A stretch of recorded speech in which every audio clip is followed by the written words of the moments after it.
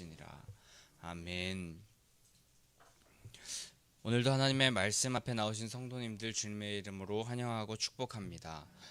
이 새벽에 졸리고 피곤한 것이 있지만 말씀을 듣고 기도하는 것이 우리의 삶에 낭비가 아니라 오히려 더 큰 힘을 가져다 준다는 것을 우리가 믿고 살아가는 자 되기를 소망합니다.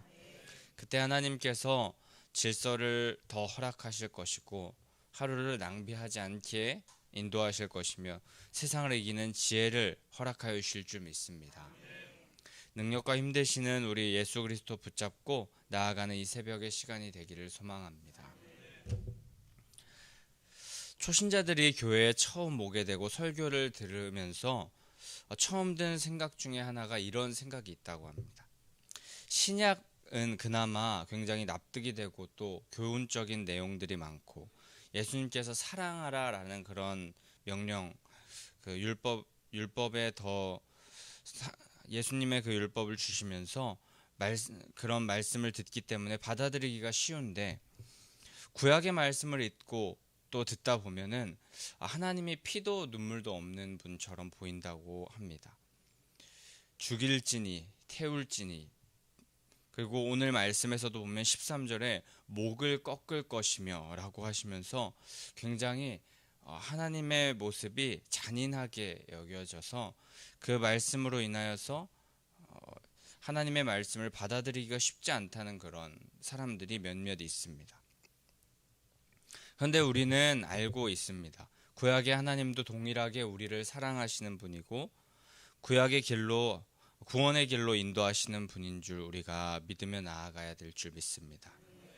그런 잔인한 표현도 결국에 우리를 세 속에서 구별하여서 하나님과 더 깊은 관계로 인도하시려는 말씀임을 기억하면서 오늘의 말씀을 통하여서 이 구약의 말씀을 통하여서도 주님과 더 친밀하게 교제할 수 있는 우리가 되기를 소망합니다.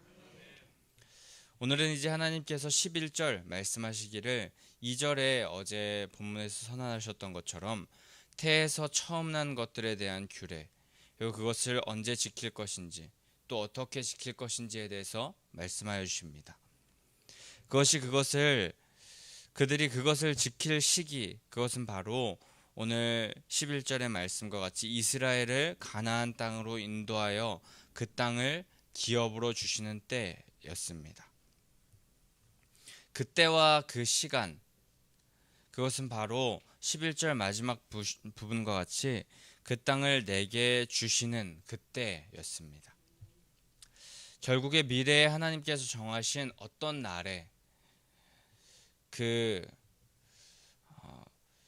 이 하나님의 약속을 지킬 그런 시간이 바로 그때였는데 결국 이날은 이스라엘 백성들이 정할 수 없는 날이 될 것이며 이스라엘이 어떤 노력을 한다 할지라도 이 날을 알 수도 없고 또 이 날을 빨리 오게 하려고 앞당길 수도 없고 미룰 수도 없는 날이 바로 이런 날이라는 것입니다.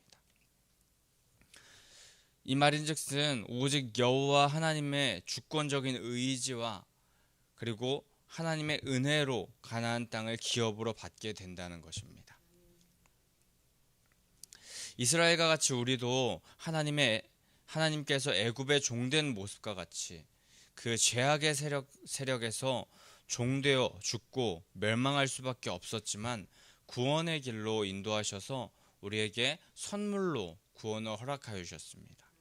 그런데 그 구원은 우리의 힘, 우리의 능력, 우리의 노력으로 얻는 것이 아니라 하나님의 주권적인 의지와 은혜로 얻게 된 것인 줄 믿습니다. 이와 같이 이스라엘에게 주실 가나안 땅도 하나님의 의지와 은혜였는데 우리에게도 동일하게 그분의 의지와 은혜가 충만하게 임하여 하나님의 구원이 임하였다는 사실을 우리가 기억하면서 우리가 하나님께 감사와 찬양을 올려드리는 자 되어야 할 줄 믿습니다. 12절 말씀에서는 하나님은 태에서 처음 난 모든 것은 다 구별하여서 여호와 하나님께 돌리라 라고 말씀하십니다. 그것은 모두 하나님의 것이었기 때문입니다.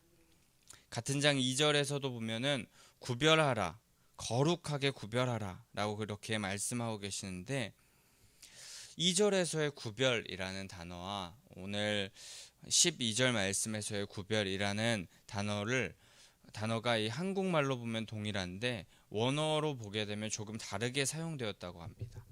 2절에서의 그 구별은 카다시라는 단어를 사용했고, 12절에서 오늘 본문의 구별이라는 말은 아바르라는 단어를 사용했다고 합니다. 이 아바르라는 단어를 원어적인 모습으로 해석을 하자면 한쪽에서 다른 쪽으로 지나게 하다라는 그런 뜻을 가지고 있는데, 마치 사무엘이 이새의 아들들을 자신의 앞으로 지나가게 하면서 하나님의 택함을 받은 자를 구별하였던 그 모습을 우리가 떠올려 보면서 연상할 수 있는 그런 단어입니다. 한쪽에서 다른 쪽을 바라보면서 그것을 확인하고 선별하면서 구별하여내는 그런 모습을 우리가 생각해 볼 수 있는 것입니다. 우리도 이렇게 처음 난 것을 다 아바르하여서 여호와께 돌려야 하는데, 우리는 그렇다면은 무엇 앞에 우리를 지나가게 해야 할지 우리는 생각해 보아야 할 것입니다. 두말할 것 없이 바로 하나님의 말씀 앞에 우리를 지나게 하면서 우리를 거룩하게 구별하여서 주님께 드려지는 산 제물로 우리가 그렇게 될 수 있는지 끊임없이 점검하면서 확인하며 나아가는 자들 되어야 할 줄 믿습니다. 그런데 우리가 이렇게 주님 앞에 말씀 앞에 거룩하게 구별되어야 하는 이유, 그 이유가 무엇일까요? 말씀 앞에 우리의 삶을 조명하며 반드시 구별되어야 하는 이유는 이것만이 우리가 살 수 있는 길이기 때문입니다. 말씀에 순종하여 어린 양의 피를 문설주와 임방에 바르며 애굽 사람들과 구별된 이스라엘, 그들은 살게 되었었습니다. 그렇지 않았다면, 그렇지 않은 자들, 애굽 사람들은 모두 죽었었는데, 이처럼 말씀대로 행하면은 살고, 말씀대로 행하지 않으면 죽음. 이와 같이 말씀대로 사는 것은 정말 가벼운 일이 아니라 생과 사의 문제라는 것입니다. 그렇기에 은혜를 은혜로 여기면서 감사하면서 돌이켜서 행하는 자는 살게 되지만, 여전히 내가 주인 되어서 내 마음대로 살아가고 바로와 같이 행하는 자의 최후는 멸망이라는 것을 우리는 명심하면서, 이 말씀대로 살아가는 것, 그것은 우리가 살고 죽는 길, 살 수 있는 길, 정말 무겁게 여기면서 지켜야 할 일이라는 것을 우리가 기억해야 할 것입니다. 당장 눈앞에 결과가 나타나지 않더라도 살고 죽는 문제가 이 말씀에 순종하고 또 하지 않느냐, 구별되느냐, 또 그렇지 않느냐, 이런 문제가 정말 살고 죽는 문제라는 것을 우리가 기억하면서 오늘 이 말씀을 무겁게 받아들여서 반드시 구별되는 성도님들, 말씀 앞에서 우리를 계속하여서 점검하는 성도님들 되시기를 소망합니다. 13절에서는 나귀의 첫 새끼에 대하여서 구별하는 방법에 대하여서 말씀하고 계시는데, 어린 양으로 대속해야 한다라고 그렇게 말씀하십니다. 그리고 내 아들 중 처음 난 모든 자는 대속할지니 라고 하신 말씀과 같이 그 어떤 사람이라도 한 명도 제외되지 못할 것이고, 모든 사람이 이 규례를 지켜야 할 것이다. 이 규례를 벗어날 수 있는 사람은 한 사람도 없을 것이라는 것을 분명히 말씀하고 계십니다. 그렇지 않을 거면 처음 난 자는 목을 꺾어야 된다 라고 말씀하시는데, 결국에 어린 양으로 대속하지 않으면 처음 난 것들은 죽게 될 것이다 라는 말씀입니다. 역시 구별되지 않고 말씀대로 행하지 않으면 죽음과 멸망이라는 말씀을 하시는 것입니다. 그런데 이 13절 말씀 중에 특히 동물 중에 나귀의 첫 새끼를 어린 양으로 대속하게 하셨는데, 이 나귀라는 동물은 굽이 갈라지고 되새김질을 하는 정결한 동물, 레이기에 나온 그런 모습의 정결한 동물이 아니었습니다.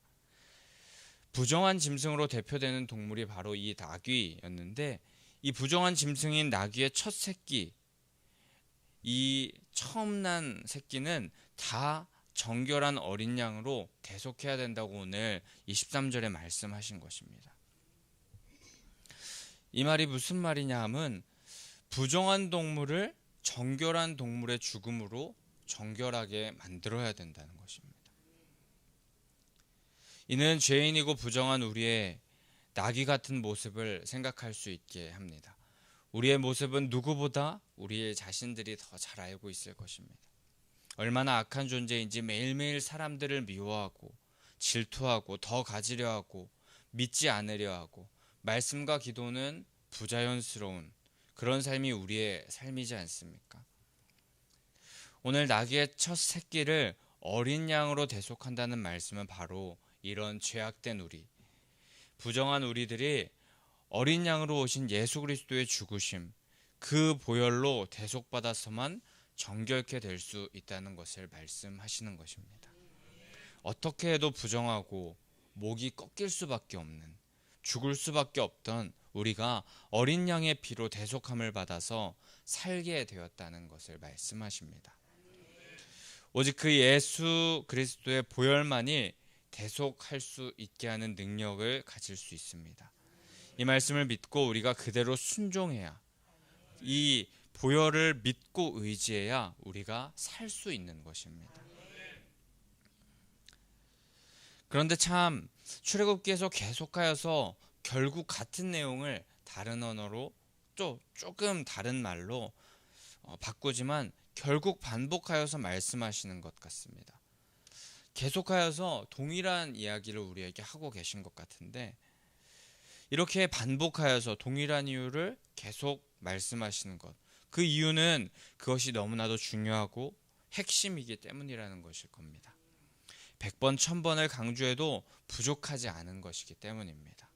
십자가에서 흘리신 보혈, 그 피가 우리를 살리며 그 예수님을 믿는 자는 살게 되는 이 신비를 계속하여서 말씀하실 때, 우리가 이것을 계속 똑같은 얘기 하신다고 지겨워하는 그런 모습을 보이는 것이 아니라, 내 힘으로 무언가 얻어보려는 생각 계속하여서 내려놓고 우리의 힘으로 해야 할 것, 오직 예수 그리스도께 기도하며 나 자신을 계속 쳐서 주님 앞에 복종시키는 일, 그것만을 주님 앞에 해야 된다는 것 기억하며, 동일한 말씀이라 할지라도 우리가 감사함으로 받아들이고 기도하면서 주님 섬기면서 주님이 필요하신 것, 그것은 주님 앞에 우리가 필요한 것은 주님께서 공급하여 주심을 믿고 계속하여서 나 자신을 내려놓고 하나님께 계속하여서 기도하며 섬기며 순종하며 나아가는 삶을 살아야 할 줄 믿습니다. 그런데 14절부터 이 진리의 말씀, 이 구원의 말씀은 우리만 알고 끝내서는 안 된다고 하시는 말씀을 하십니다. 계속해서 동일한 말씀을 하여서 우리에게 강조하시는데, 또 강조하여서 말씀하시는 것 중에 하나는 바로 우리만 알고 끝내면 안 된다는 말씀. 이스라엘은 대를 이어서 살아가야 할 텐데, 하나님의 구원의 역사, 대속의 역사도 그 대가 이어질 때마다 후대에 전하고 또 전하며 잊지 않고 마음에 새기며 살아갈 수 있도록 장치를 해두며 계속하여서 전하고 전하라고 말씀하십니다. 하나님의 권능으로 종되었던 집에서 인도하여 내셨으며 애굽은 죽이셨지만 그 가운데 그 권능을 믿고 의지하였던 이스라엘은 살았음을 계속하여 후대에 전하면서 끝까지 하나님의 권능의 말씀, 그 하나님의 능력을 붙잡으며 의지하며 살아가라고, 그것을 계속하여서 전해야 했던 것입니다. 그 하나님의 역사를 듣고 믿으며 그분을 끝까지 의지하며 살아가라고 말씀하시는 거였습니다. 이것은 하나님의 권능을 하나님께서 대대로, 그 자손 대대로 하나님의 능력과 권능을 자랑하시려고 그러는 것이 절대 아니라, 계속하여서 말씀드리지만 이것만이 살 수 있는 길이기 때문이었습니다.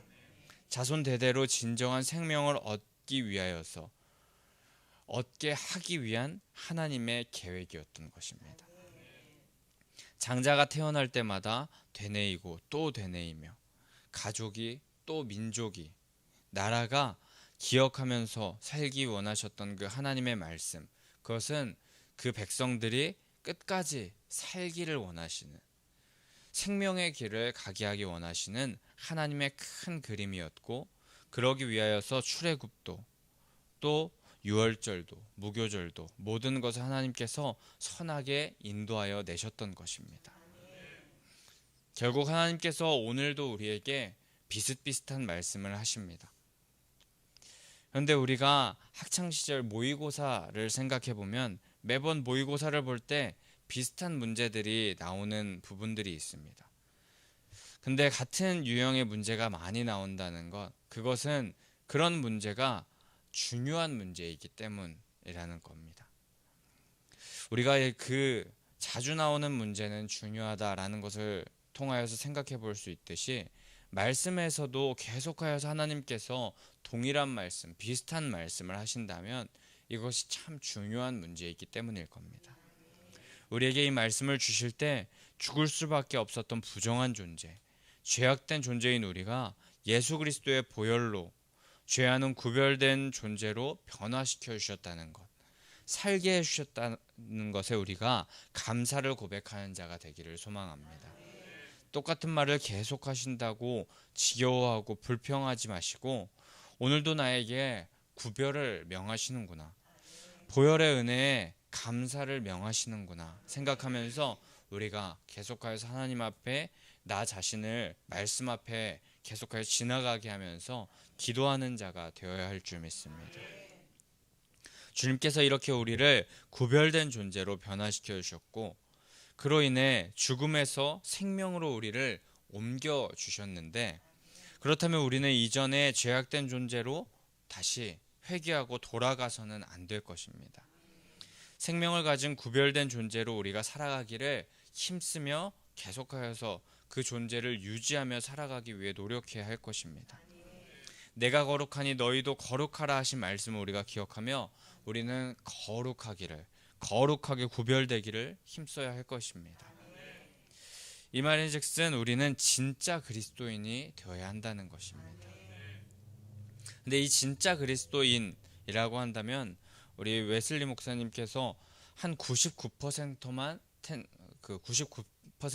그리스도인의 모습을 보이고 거의 그리스도인인데 1%는 아직 세상의 모습을 가지고 있다면 그것은 진짜 그리스도인이 아니라고 말합니다.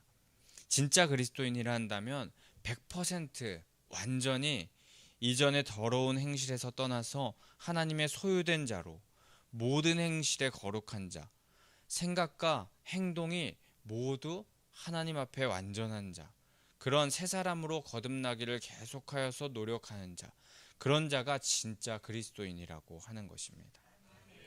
하지만 생각과 행실은 모두 100% 진짜 그리스도인, 그것으로 변화되기 위하여서 우리의 힘으로만, 내 능력으로만 그렇게 변하려고 하는 것, 그것은 결국에 우리가 잘 알듯이 불가능으로 귀결될 수밖에 없습니다. 하지만 예수 그리스도의 보혈, 그 능력, 예수 그리스도의 사랑으로는 그것이 가능함을 우리가 알고 있습니다. 그렇기 때문에 우리는 예수 그리스도의 보혈, 그 능력, 사랑으로 그 진짜 그리스도인이 되는 것이 가능함을 우리가 기억하며 성령 하나님의 도우심을 받아 사랑으로 변화되어 나아가야 할 줄 믿습니다. 죽을 수밖에 없는 우리를 살리셔서 구별된 존재로 만들어주시는 하나님께 감사하는 우리가 되길 원하고, 말과 생각, 행동 모두가 예수님의 자녀다운 모습으로 진짜 그리스도인으로서 변화되어가는 우리가 되기를 소망합니다.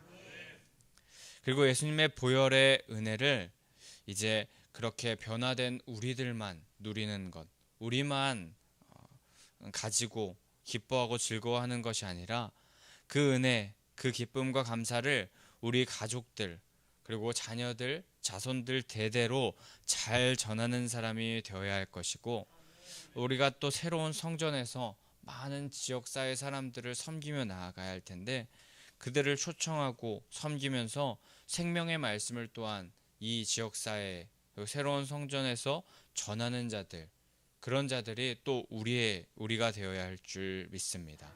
우리의 사명이 그런 사명 또한 우리에게 하나님께서 허락하여 주신 것을 믿으며 우리가 그 놀라운 하나님의 나라 사역에 하나님께서 쓰임받게 하여 주실 때 우리가 잘 쓰임받기를 원하고, 그러므로 말미암아서 주인의 즐거움에 참여하는 모든 성도님들이 되시기를 간절히 소망하고 축복합니다.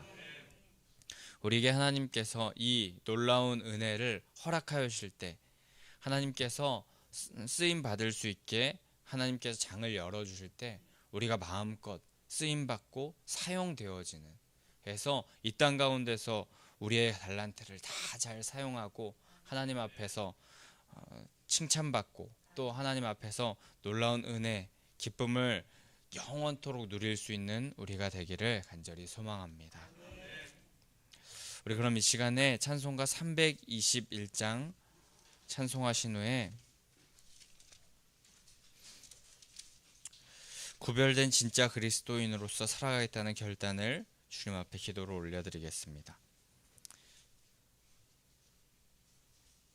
321장 함께 찬송